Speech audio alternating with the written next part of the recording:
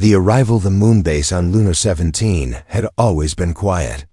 People worked there to study space signals and ancient alien remains.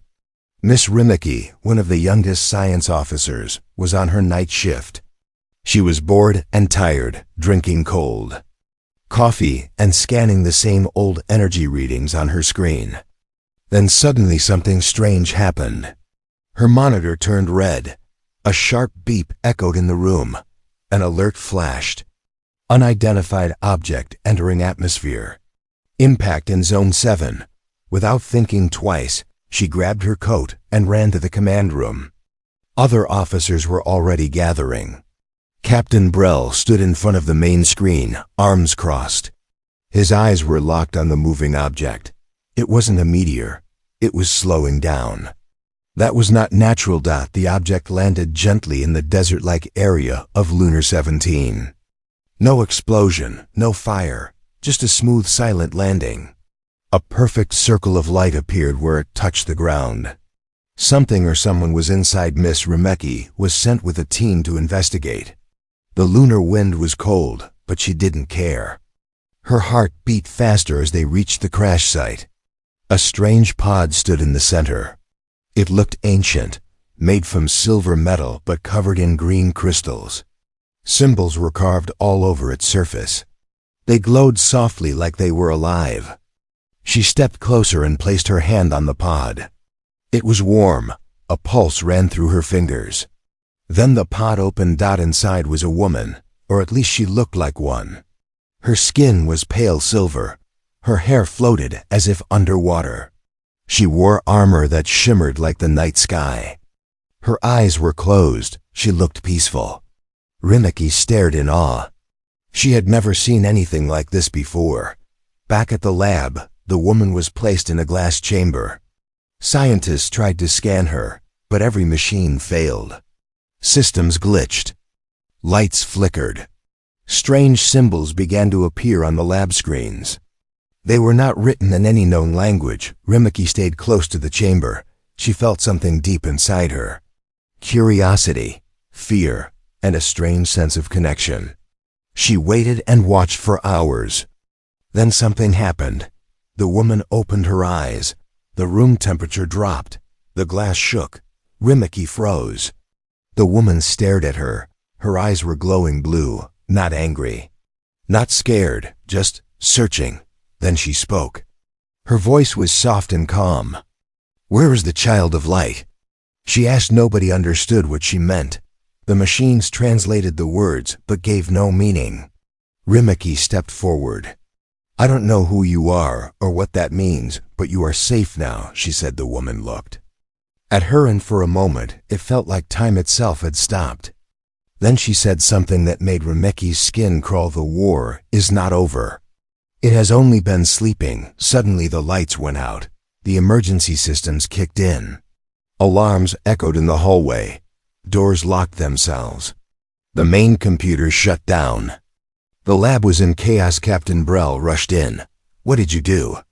He shouted at Rimiki. She shook her head. "I didn't touch anything." The woman stood up in her chamber. The glass cracked without breaking. She raised her hand and symbols filled the air around her like floating code. Machines powered on by themselves. Screens showed strange stars and burning planets.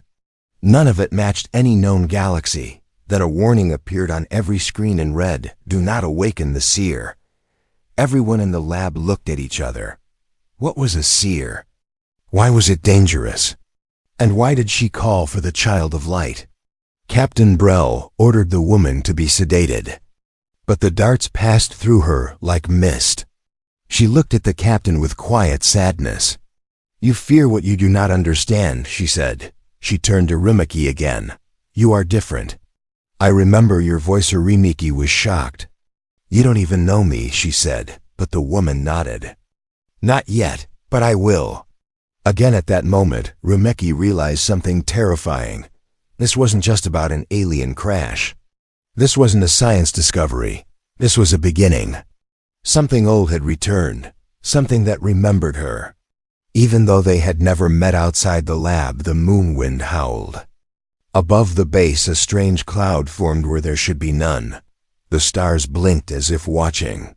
And deep beneath Lunar 17, something ancient began to stir. The forbidden sink. Miss Rimiki stood in front of Frairen with heavy breath, her fingers trembling as sparks danced across the lab floor behind her. The alarms still blinked red, and the scent of burnt wires filled the air. The last few hours had changed everything, and yet she didn't know why. She didn't understand what Frairen was, or how she knew her name before Rimiki even said it. But there was something deeper, something her brain wanted to explain, but her heart already knew. Frairen looked calm despite the chaos around her. Her silver hair flowed even though there was no wind. Her eyes were fixed on the glowing core reactor at the center of the room. Rimiki had seen that core every day for the last 3 years. It powered the entire base, controlled the artificial gravity, and kept them all alive. But today it looked different. It was pulsing in sync with Frairen's heartbeat. Captain Brell shouted behind the glass, yelling at security to break in. Override codes were failing, systems were going offline, and nothing made sense anymore except this quiet moment in the lab where something was calling both of them to step closer. Frairen turned her head slowly and said, "The sync cannot be stopped now. It has already begun." Rimiki tried to ask what that meant, but her voice cracked as if her throat forgot how to speak. She moved forward almost like sleepwalking and placed her hand on the glowing core. At the same moment, Frairen placed hers too. In that single second, time cracked open. Rimiki saw flashes, memories, places she had never been, people she never met, lives that didn't belong to her but felt like hers. In one world, she was a warrior holding a blade made of stars. In another, she was floating through space in a ship shaped like a dragon. And then in the next, she saw Frairen standing over her as she lay dying. Rimiki pulled her hand away, screaming, but the images kept coming. She fell to the floor, clutching her head. As the voices grew louder, they whispered her name in ancient tongues she could not translate. She saw herself again and again in hundreds of lifetimes, always near Frairen, sometimes fighting her, sometimes saving her, and sometimes dying because of her. Frairen knelt beside her and whispered gently, "I'm sorry you had to see. I had no right to unlock your blood, but I had no choice. Your path must awaken." Now Rimiki's skin was glowing faintly, the same light that danced around Frairen's body. Her fingerprints had changed, now shaped like the same alien symbols from before. The machines around them slowly powered up by themselves, not from cables, but from their presence. The sync event had not broken the lab, it had rebuilt it. Then the main screen flashed with an alert, not from Earth, not from the station, but from something orbiting above. Unknown military signal detected. Incoming order. Priority 1 array subjects. Brell's face turned pale. He knew what that meant. The Council had sent a kill code. It was no longer about study or control. They had been marked for deletion. Frairen's expression changed. For the first time, her eyes darkened. She looked at the ceiling as if seeing through it, and whispered, "They fear what they buried will rise." Again Rimiki stood up, her hands still glowing. She looked around and saw the others backing away, even her own team afraid of her, as if she had become something else. She didn't blame them, because deep down she felt it too. She was no longer just a scientist. Something inside her had opened, and she could not close it. Captain Brell ordered security drones into the lab, but before they could fire, Fra raised one finger. The air shimmered, and the drones froze. Mitter wires unraveled like vines and fell to the ground. "Harmless, you must leave now," Frairen said, her voice still calm but sharp like wind cutting through glass. "They will destroy everything to stop you from remembering who you are." Rimiki hesitated and looked back at the team she once trusted. Then she looked at Frairen, the woman who was somehow part of her story across time, even if she didn't want it. "Where do we go?" she asked. Frairen looked into her eyes and said, "Anywhere but here," and she reached out her hand. Rimiki took it in. The next breath, the lab was gone. They were falling through color, through silence, through memory, and the story was no longer about discovery. It was now about survival, the escape protocol. The moment Rimiki opened her eyes, she was no longer on Lunar 17. The air was heavier, the light was pale blue, and the ground beneath her feet was made of cracked tiles covered in glowing dust. Frairen stood beside her, quiet, and still her silver hair drifting like it always did, untouched by wind or gravity. The place around them was massive, cold, and dead, the walls curved like ribs of a giant beast above. Them floated broken machines still humming with ancient energy. Rimiki tried to speak, but her throat was dry.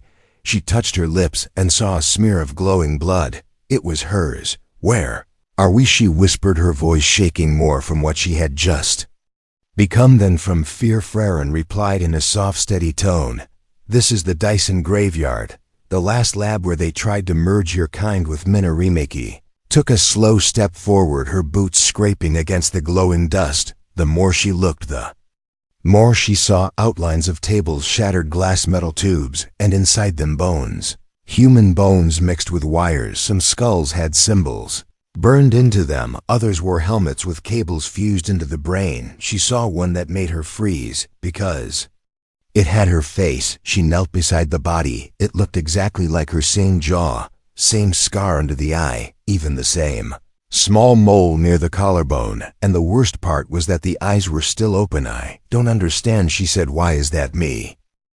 "Because you've died here before," said Frairen, "not once, but many times, and I always brought you back. Each time they wiped your memory, and each time I found you again." Rimiki felt the room spinning, her mind trying to reject everything the sink had unlocked, but the truth kept crawling back into her chest. She wasn't just a scientist, not anymore. "How many times?" she asked. "73 times," said Frairen, "in 73 failed timelines. And this is the last one. We don't get another try, eh?" Low hum began to rise in the walls. Machines started waking up one by one. Old cameras turned toward them. Arms of broken droids twitched, and the ground shook slightly. Then a voice filled the air, cold and hollow. "Unauthorized presence detected. Identity match Frairen and subject 0 code Alpha erase protocol active." Rimiki looked at Frairen. "What is subject 0?" Frairen looked back at her with sadness. "It's you." A blast of blue light shot from the ceiling. Frairen grabbed Rimiki and pulled her behind. A half-broken machine, sparks rained over them, and another warning echoed through the room. "Weapons, arming, biosignatures locked. Prepare for Iris." Frairen reached into the dust and pulled out a long crystal blade. It hummed when she held it, as if it remembered her. She cut through the wall behind them, revealing a tunnel full of strange plants, glowing vines, and pulsing crystals. They ran into it, the machines chasing from behind. As they moved through the tunnel, Rimiki's skin began to glow again, not just her hands now, but her entire body. She could feel the machines around her. The air itself started responding to her emotions, and for the first time she wasn't afraid of it.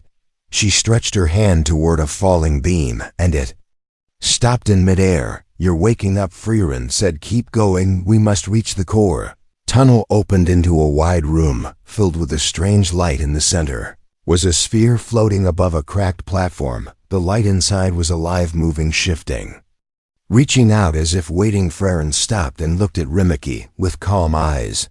"This is the memory core. Everything they erased is inside. But if you take it back, the Council will know, and they will come, and not just to erase us this time. They'll erase this entire sector." Rimiki walked toward the sphere, her heart pounding louder than the alarms behind them. She touched it. Images slammed into her mind. Cities made of glass, human children floating through stars.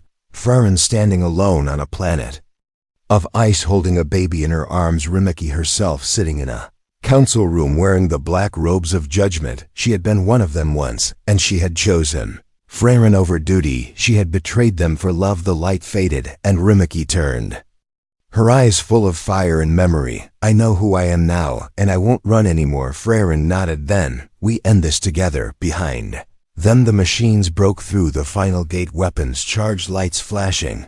But this time Rimiki raised her hand and the ground cracked. The vines responded to her will, forming a wall of light and crystal. She wasn't human anymore, not completely. She was something new, and the Council would soon learn that their oldest mistake had returned, not to hide, but to fight back. The Council awakened somewhere far beyond the Dyson graveyard, beyond the reach of most human eyes. In a realm between dimensions, the Council stirred from sleep. For thousands of years, they had watched silently from their citadel made of black Light and memory alone they had judged, rewritten, erased entire species, entire timelines to keep the balance pure and unbroken.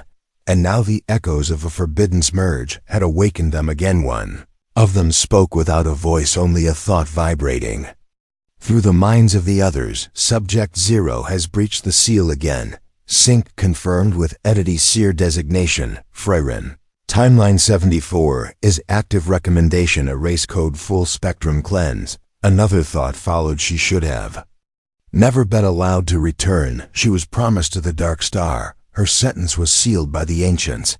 Something else responded, not from the council, but from within the citadel itself, a vibration that did not belong to them. She remembers us back.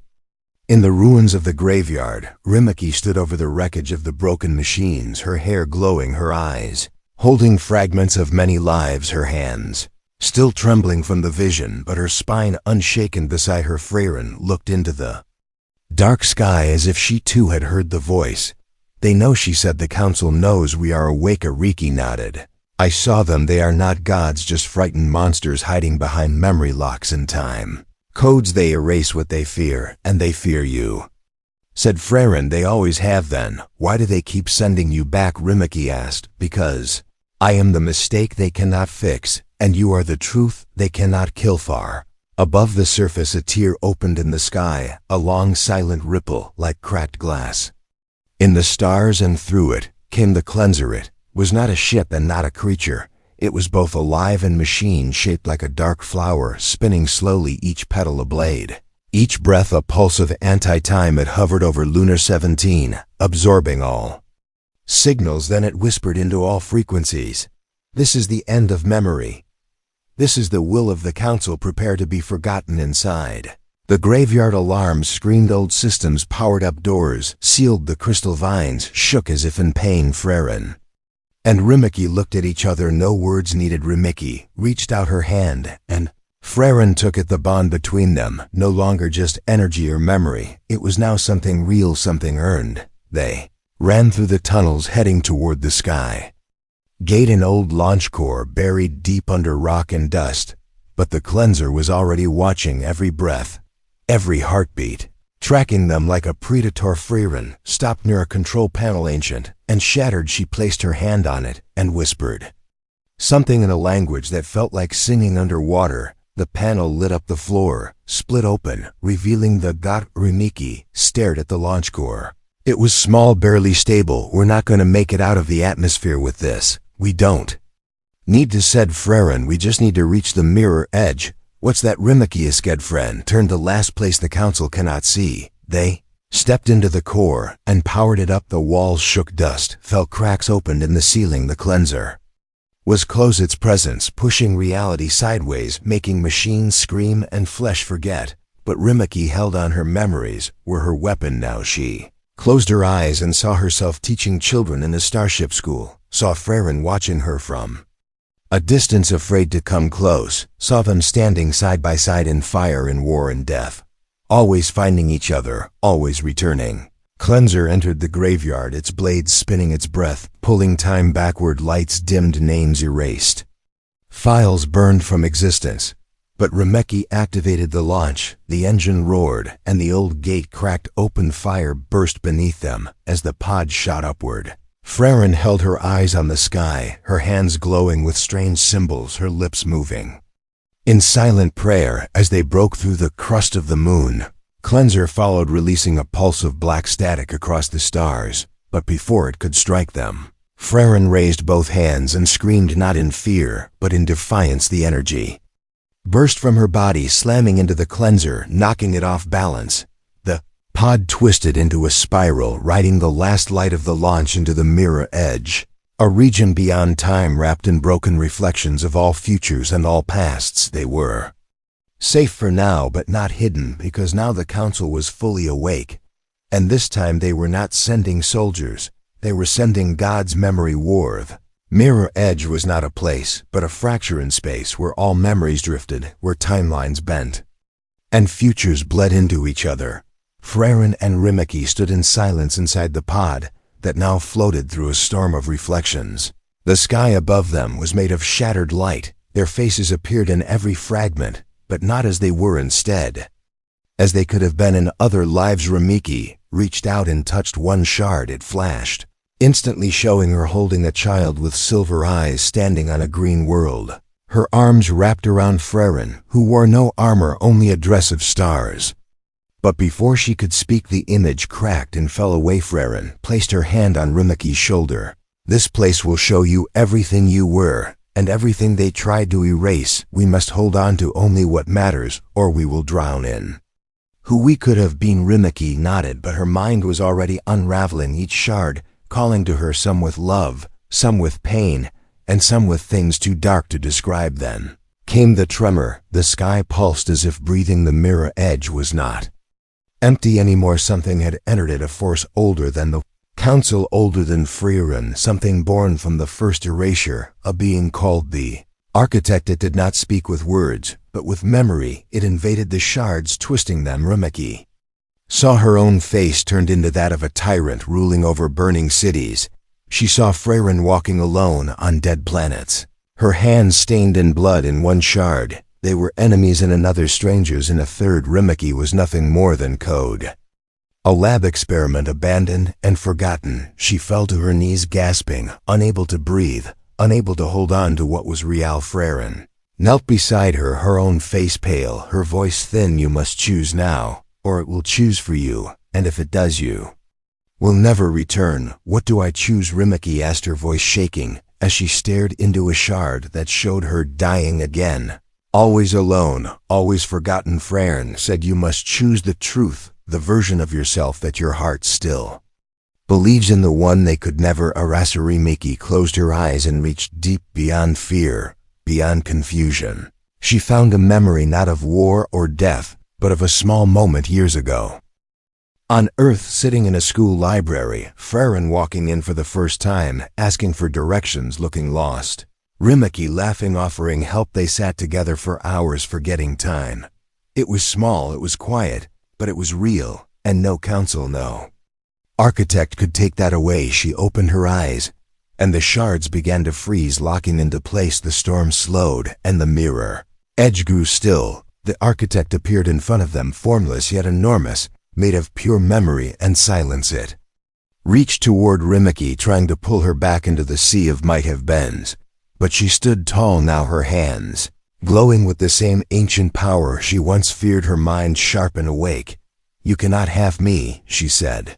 Architect cracked. Then it turned to Frairen and showed her something worse, a version where Rimiki had joined the council, betrayed her, erased her with her own hands. Frairen trembled. "Is that real?" she asked. Rimiki stepped forward. "No, it is not, because I remember now. I chose you then, and I choose you." "No."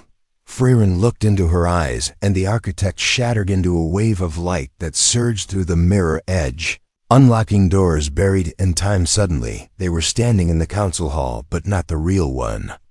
The memory of it echoes rising from every wall. The seats of the elders were empty, but their voices spoke in unison. "You have broken every law you have crossed.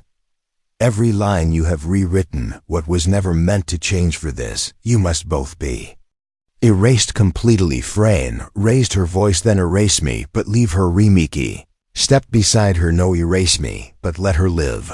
Council laughed, not in joy, but in power. It said, "Neither of you will be spared unless you surrender the core." Frairen held the memory core in her hand, the last key to everything, to who Rimiki was, to all the erased children, to every broken timeline. She looked at Rimiki, her heart heavy. "If we destroy it, they win. If we use it, they hunt us forever." Rimiki smiled through tears. "Then let them hunt." And she reached out, placed her hand on the core with Frairen, and together they whispered a single word: "Rewrite."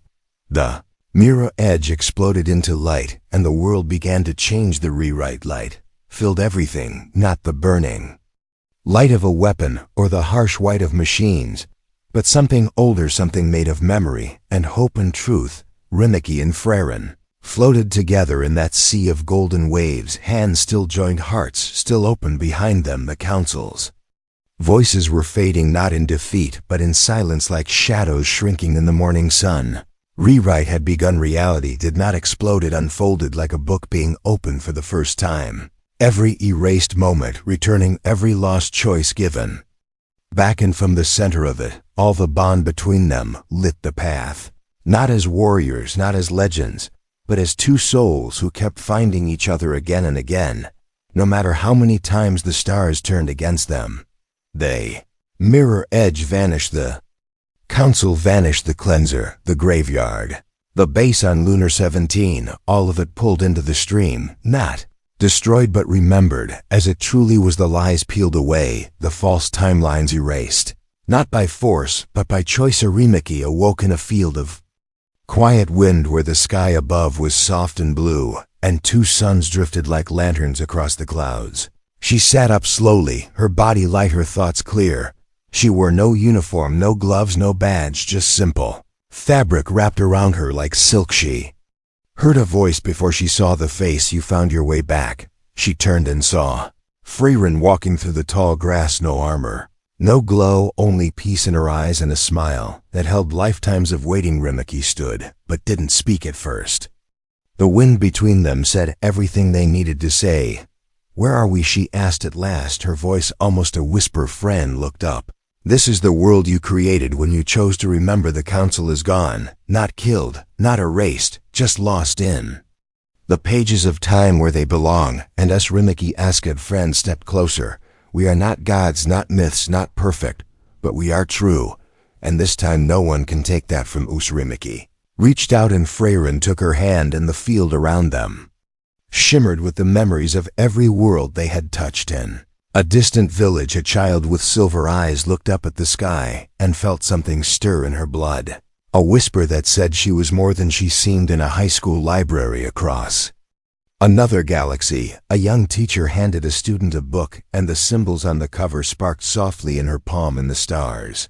An explorer closed his eyes and remembered a dream of a woman with starlight hair, though he had never seen her before.